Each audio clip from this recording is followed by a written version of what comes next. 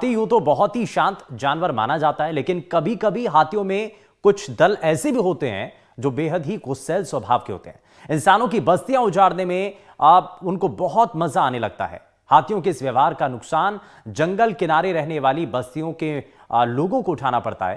ताजा मामला छत्तीसगढ़ के जशपुर के पत्थलगांव और बगीचा क्षेत्र का है, जहां 5 हाथियों ने कोहराम मचा दिया है। ये पांचों हाथी पिछले एक हफ्ते से 4 गांव में जमकर उत्पात मचा रहे हैं और बेहद उग्र व्यवहार वाले इन हाथियों के 2 अलग अलग दलों ने किसानों की लगभग 20 एकड़ धान और मक्के की फसल को रौंदकर बर्बाद कर दिया है। 4 जनहानि के मामलों के बाद वन विभाग ने जंगल की पगडंडियों वाले रास्तों पर ग्रामीणों की आवाजाही पर सख्ती के साथ रोक भी लगा दी है। वहीं वन विभाग ने यहां जंगलों के बाहर दर्जन भर बैरियर भी लगाकर आवाजाही पर सख्ती से रोक लगाने का फैसला लिया है, जिससे कि आगे ना बढ़ा जा सके।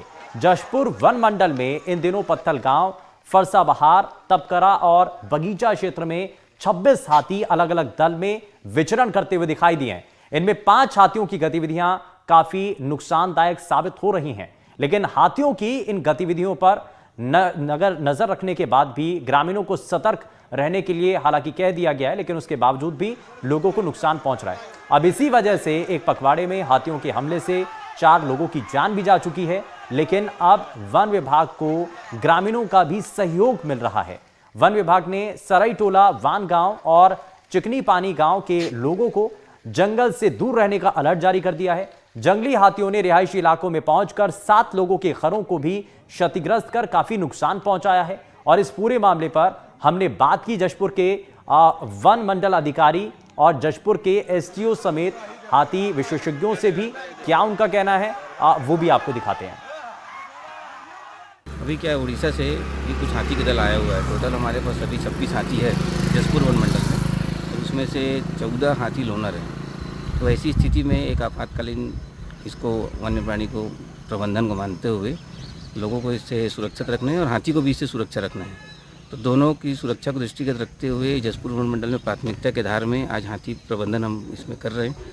और हाथी मित्र दल और वन अमला, साथ साथ इसमें हाथी विशेषज्ञ प्रभात दुबे जी, ये तीनों इसमें लगे हुए हैं। और लगभग हमारे पास अभी 12 से 13 दल बने हुए हैं सभी गाँवों में। जहाँ जहाँ हाथी प्रभावित है 10 गाँव में एक दल ये काम कर रहे हैं और लगातार लोगों को जागरूक कर रहे हैं, उनके बीच उठ बैठ रहे हैं।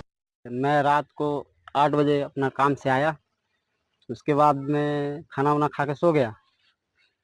सोने के बाद में 11 बजे रात को यहाँ पहुँचा। फर्स्ट वाला को तोड़ा, तब तक तो घर ही में थे।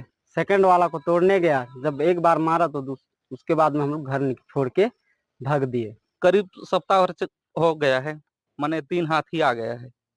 तो ढुढरुपारा में 2 घर को तोड़ा है, फिर मटपहरिया पारा में एक घर को तोड़ा है, फिर अभी आज बीते रात बरपारा में सुरेश का घर को तोड़ा है।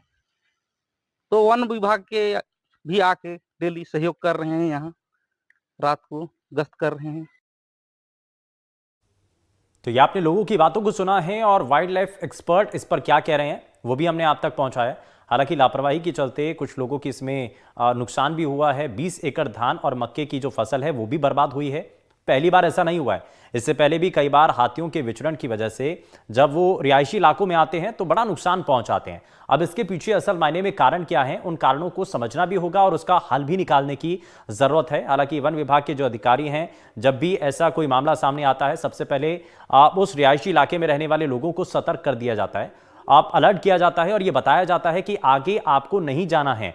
अगर हाथियों का कोई दल उस इलाके से होकर के जा रहा है तो वहां पर यह भी तय किया जाता है कि लोगों को कोई भी रिएक्ट नहीं करना है।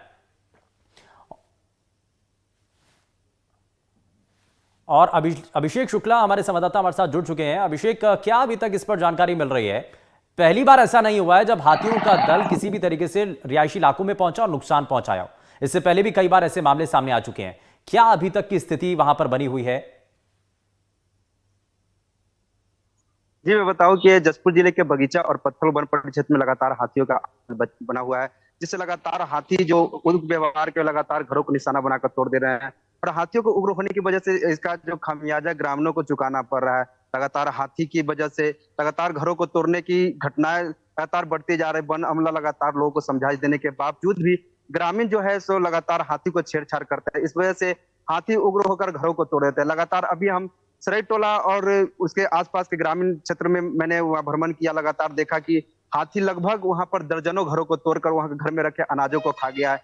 और जहां तक हाथी की व्यवहार की बात करें तो हाथी गुस्सैल होते हैं और वो खाने की तलाश में इधर उधर भटकते रहते हैं। जिस तरह से वो जंगलों के जो किनारे में घरों देखते हैं, इस वजह से उनको निशाना बनाकर तोड़ देते हैं, उसके घर में रखे अनाज को भी खा जाते हैं।